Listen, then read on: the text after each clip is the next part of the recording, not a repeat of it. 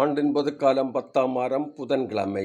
முதல் வாசகம் அரசர்கள் நூலிலிருந்து வாசகம் 18ஆம் அதிகாரம் 20 முதல் 39 வரை உள்ள இறைவார்த்தைகள்.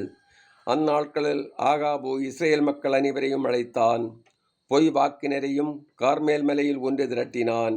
எலியா மக்கள் அனைவர் முன் சென்று, எத்தனை நாள் இம்மனத்தோராய் தத்தளித்துக் கொண்டிருக்கப் போகிறீர்கள்?